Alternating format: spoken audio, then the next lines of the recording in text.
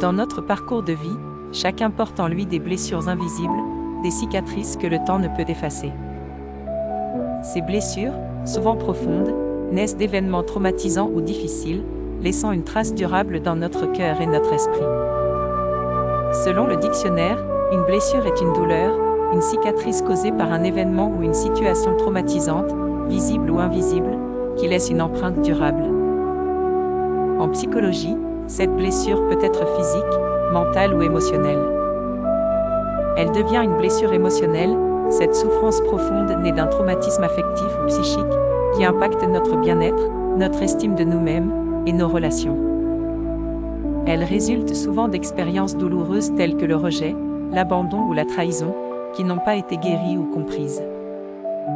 Les émotions sont nos réactions psychologiques et physiologiques face à des stimuli.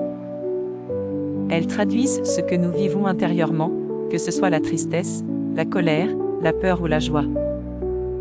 Lorsque les émotions ne sont pas accueillies ni soignées, cela peut entraîner des blocages émotionnels, de l'alexithymie, difficulté à identifier et exprimer ses émotions, et augmenter le risque de troubles de santé mentale comme l'anxiété et la dépression. Ignorer ces sentiments peut aussi provoquer une anesthésie émotionnelle, des comportements de dépendance et des schémas de pensée négatifs. C'est cette douleur intérieure ressentie lorsque nos besoins fondamentaux d'amour, de sécurité ou d'appartenance ne sont pas comblés.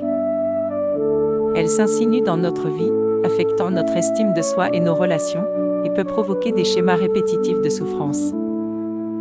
En résumé, la blessure émotionnelle est une plaie profonde, invisible du cœur et de l'esprit, qui demande reconnaissance, compréhension et soin pour guérir.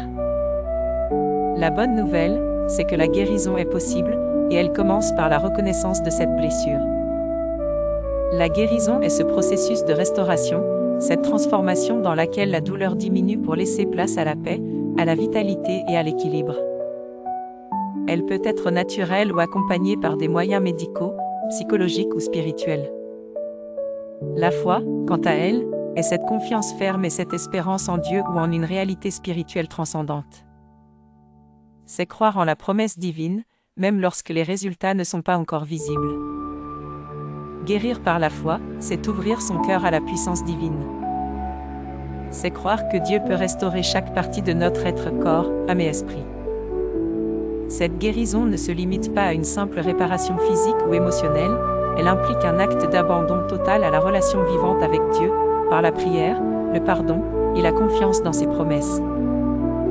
En conclusion, la guérison par la foi, c'est un chemin d'espérance, un miracle intérieur qui dépasse nos forces humaines.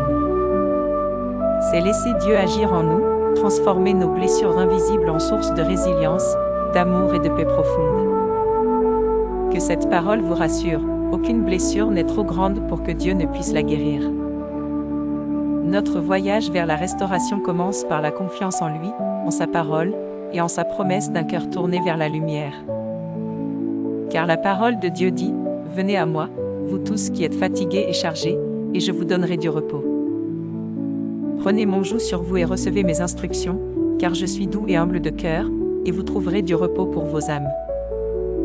Car mon joug est doux, et mon fardeau léger. » Matthieu 11, 28-30.